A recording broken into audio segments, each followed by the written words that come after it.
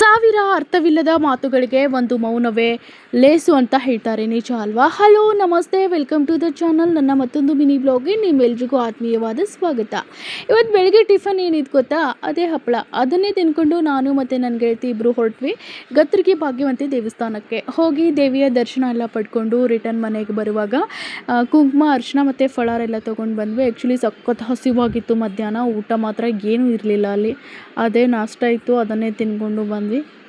ಬರುವಾಗ ಮನೆಗೆ ಬರುವಾಗ ಟೈಮ್ 5:45 ಮೇಲಾಗಿತ್ತು. ಸನ್ಸೆಟ್ ತುಂಬ ಚೆನ್ನಾಗಿತ್ತು. ಅದನ್ನೇ ನೋಡ್ತಾ ನಿಂತಿದ್ದೆ ನಾನು.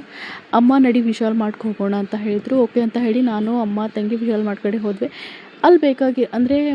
ಅಲ್ಲಿ ನನಗೆ ಟಾಯ್ಸ್ ತುಂಬ ಇಷ್ಟ ಆಯಿತು. ಇದನ್ನು ನನ್ನ ಗೆಳತಿ ಮಗಳಿಗೆ ಕೊಡಬೇಕಂತ ಅಂದ್ಕೊಂಡಿದ್ದೆ. ಬಟ್ ಅವಳು ವಿಡಿಯೋ ಕಾಲ್ ಮಾಡಿ ತೋರಿಸಿದ್ರೆ ಅವಳ ಮನೆಯಲ್ಲಿ ಕೂಡ ಸೇಮ್ ಇದೇ ಥರ ಇತ್ತು. ಬೇಡ ಅಂತ ಹೇಳಿದ್ಲು. ಓಕೆ ಅಂತ ಹೇಳಿ ಸ್ವಲ್ಪ ಬಟ್ಟೆಗಳೆಲ್ಲ ನೋಡಿ ಬೇಕಾಗಿರೋಂತಹ ಎಲ್ಲ ತೊಗೊಂಡು ಫೈನಲಿ ಒಂದು ಫಂಟ ತೊಗೊಂಡು ಬಿಲ್ಲಿಂಗ್ ಎಲ್ಲ ಮುಗಿಸಿ ನಾವು ಹೊರಟ್ವಿ ಡಿಮಾರ್ಟ್ ಕಡೆ. ಆ್ಯಕ್ಚುಲಿ ಡಿಮಾರ್ಟ್ ಮೊನ್ನೆ ಹೋಗಿ ಬಂದಿದ್ವಿ. ಮತ್ತೆ ಯಾಕೆ ಹೊರಟ್ವಿ ಅಂದರೆ ಅಮ್ಮ ಮನೆಗೆ ಬೇಕಾಗಿರೋ ದಿನಸಿ ಐಟಮ್ಸ್ ಕಂಪ್ಲೀಟಾಗಿ ತಂದಿಲ್ಲ, ಅಂದರೆ ಅರ್ಧಂಬರ್ಧ ತಂದಿದ್ರು. ಹಾಗಾಗಿ ಮತ್ತೆ ಹೋದ್ವಿ. ಅಲ್ಲಿ ನೋಡ್ರಿ ತುಂಬ ರಶ್ ಇತ್ತು ಇವತ್ತಂತೂ ಡಿಮಾರ್ಟಲ್ಲಿ. ಆದರೂ ಕೂಡ ಹೋಗಿ ಮೇಯ್ನಾಗಿ ಎಣ್ಣೆ ಮತ್ತು ಅಕ್ಕಿ ಇರಲಿಲ್ಲ.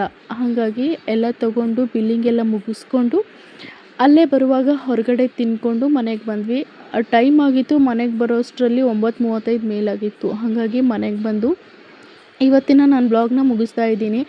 ಮತ್ತು ಮುಂದಿನ ಬ್ಲಾಗಲ್ಲಿ ಭೇಟಿ ಮಾಡೋಣ. ಅಲ್ಲಿವರೆಗೂ ದಯವಿಟ್ಟು ಈ ವಿಡಿಯೋ ನಿಮಗೆ ಇಷ್ಟ ಆಯಿತು ಅಂದರೆ ದಯವಿಟ್ಟು ಲೈಕ್, ಶೇರ್ ಆ್ಯಂಡ್ ಸಬ್ಸ್ಕ್ರೈಬ್ ಮಾಡಿ. ಎಲ್ರಿಗೂ ಗುಡ್ ನೈಟ್.